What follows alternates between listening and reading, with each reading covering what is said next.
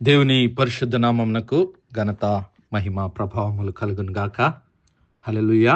మరొకసారి ఈ అనుదిన బైబిల్ ధ్యానములకు మీ అందరినీ మన రక్షకుడు ప్రభువైన యేసు క్రీస్తుల వారి పరిశుద్ధ నామములో ప్రేమతో ఆహ్వానిస్తున్నాను. ప్రియులారా, మరి లోక రక్షకుడైనటువంటి క్రీస్తు ప్రభుల వారి జన్మమును మనము జ్ఞాపకం చేసుకొని క్రిస్మస్ పండుగను దేవుని మహిమార్థమై ఘనంగా ఆనంద సంతోషములతో జరిగించుకోవడానికి దేవుడు కృపనిచ్చాడు. అయితే ఆ క్రిస్మస్ ఆనందము మన హృదయంలో, మన జీవితంలో నిత్యము నిలిచి ఉండాలి. ఆ క్రీస్తు ప్రభుల వారు మన హృదయంలో నిత్యము రాజుగా, ప్రభువుగా, రక్షకుడుగా మరి మన హృదయంలో ఆయన స్థిరపరచబడి ఉండాలి. మత్తయి సువార్త 2వ అధ్యాయంలో చూస్తూ ఉన్నాం. ఆ జ్ఞానులు, తూర్పు దేశపు జ్ఞానులు క్రీస్తు ప్రభుల వారిని వెదకటానికి తమ సర్వస్వాన్ని త్యాగం చేసి వారు బయలుదేరారు.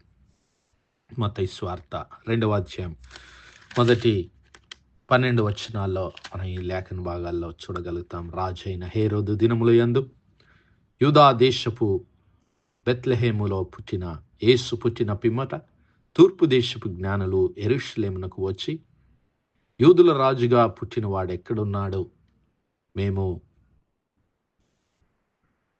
ఆయన నక్షత్రమును చూచి ఆయనను పూజింపవచ్చితిమని చెప్పిరి. హేరోదు రాజు ఈ సంగతి విన్నప్పుడు అతడును అతనితో కూడా యెరూషలేము వారందరూ కలవరపడిరి.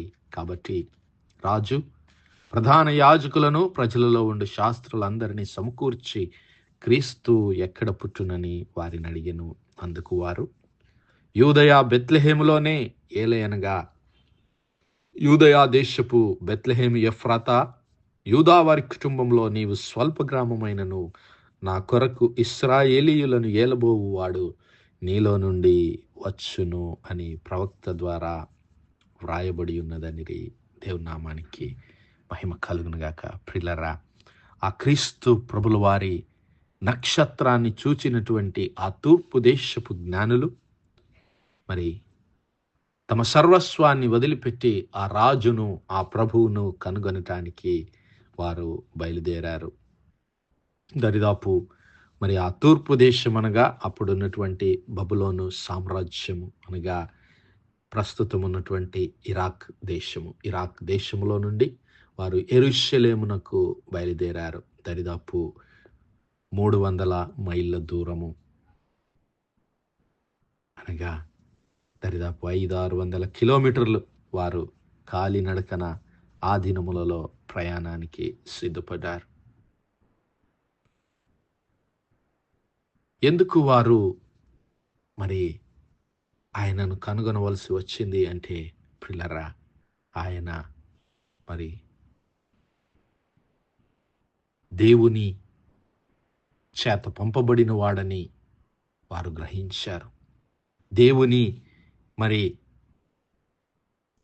దేవుని ఆత్మచేత నింపబడిన వాడని వారు గ్రహించారు. దేవుని ప్రణాళికను నెరవేర్చడానికి రాబోతున్నటువంటి రాజు అని వారు గ్రహించారు. కాబట్టి ఆయనను దర్శించడానికి, ఆయనను పూజించడానికి, ఆయనను మరి చూడటానికి వారు తమ జీవితాలను త్యాగం చేసి రావడం జరిగింది. ఎందుకంటే ఎక్కడుంటాడో తెలియదు, ఏం అపాయం సంభవిస్తుందో తెలియదు.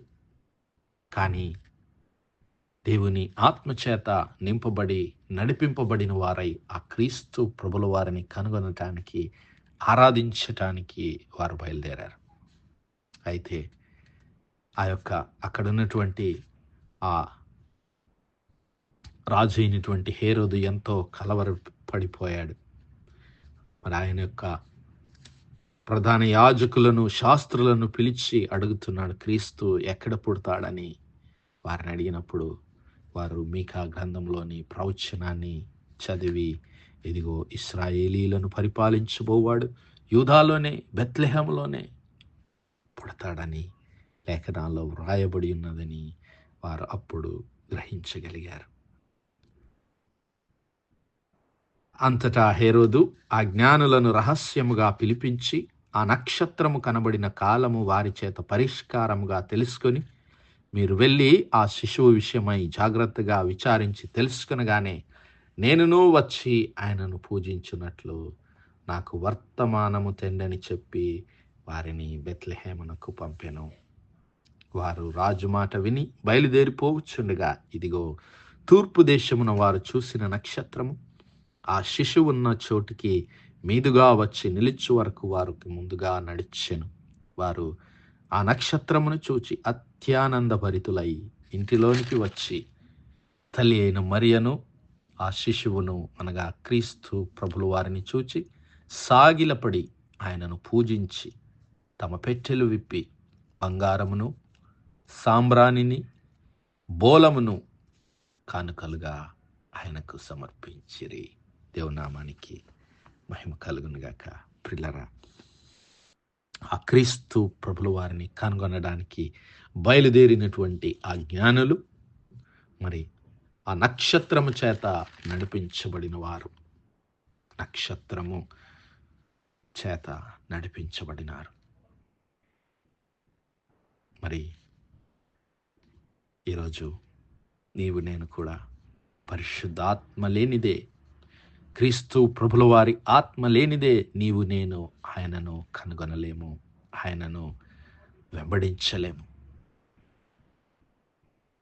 మరి నీవు నేను ఆ తూర్పు దేశపు జ్ఞానుల వలె మన జీవితాలను ప్రభువు కొరకు సమర్పించగలిగితే నీవు నేను ఆయనను కనుగొనగలుగుతాం.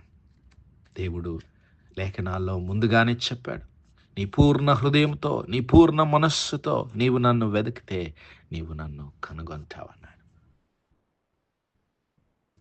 ఆ జ్ఞానులు మరి ఆ క్రీస్తు ప్రభుల వారిని కనుగొనడానికి పరిశుద్ధాత్మ చేత మరి నడిపించబడిన వారై ఆ యొక్క నక్షత్రమును కనుగొని ఆ నక్షత్రమును మరి ఆసరాగా చేసుకొని ఆ నక్షత్రము నడిపిస్తున్న కొలది క్రీస్తు ప్రభుల వారిని కనుగొనడానికి వారు బయలుదేరి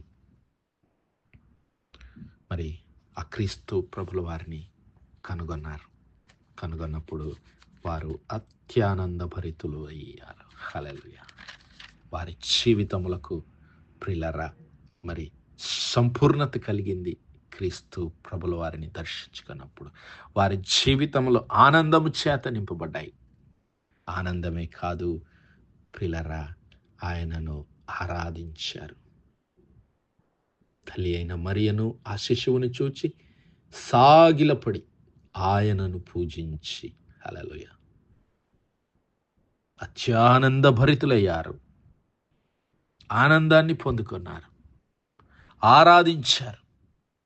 అంతేకాదు ఆయనకు వారు కానుకలను కూడా సమర్పించుకున్నారు. తమ పెట్టెలు విప్పి బంగారము సాంబ్రాణి బోలమును ఆయనకు అర్పించారు. మరి వారు ఎందుకు బంగారాన్ని అర్పించారు? ప్రియులారా, బంగారము దేవుని యొక్క మరి లక్షణములను సూచిస్తుంది. ఆయన దేవుని చేత పంపబడిన రాజు, మెస్సియా అని వారు గుర్తించగలిగారు. హల్లెలూయా. ఆయన దేవుని చేత పంపబడినటువంటి రాజు, మెస్సియా. అంతేకాదు మరి సాంబ్రాణి, యాజకులు దేవుని సన్నిధిలో అర్పించేటటువంటి సాంబ్రాణి, ఆయన యాజకుడని వారు గుర్తించారు. అంతేకాదు బోలము, బోలము అనగా ప్రియులారా ఆయన మరణ పునరుత్థానము,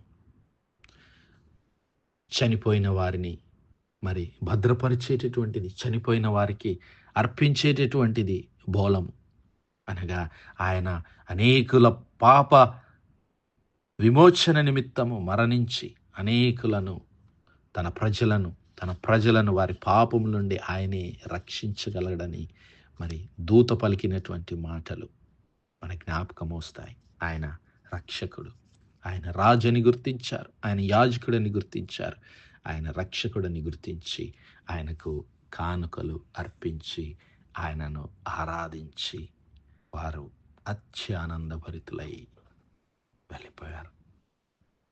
నా సహోదరుడా, నా సహోదరి, ఈరోజు నీవు ఆ యేసయ్యకు ఏమి అర్పిస్తున్నావు? ఆ లోక రక్షకుడిగా అవతరించినటువంటి ఆ క్రీస్తు ప్రభుల వారికి నీవు ఇవ్వగలిగినటువంటి బంగారం ఏమిటో తెలుసా? బంగారం కన్నా విలువైనటువంటి నీ హృదయము. హల్లెలూయా. ఆయనకు నీ హృదయము కావాలి. అజ్ఞానులైతే వారి యొద్ద ఉన్నటువంటి బంగారాన్ని అర్పించారు, కానీ ఈరోజు యేసయ్యకు నీవు నేను అర్పించగలిగింది మన హృదయము.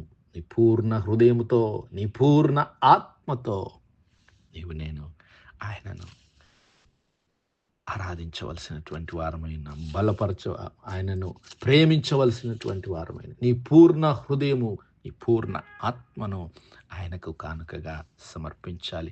రెండవదిగా సాంబ్రాణి.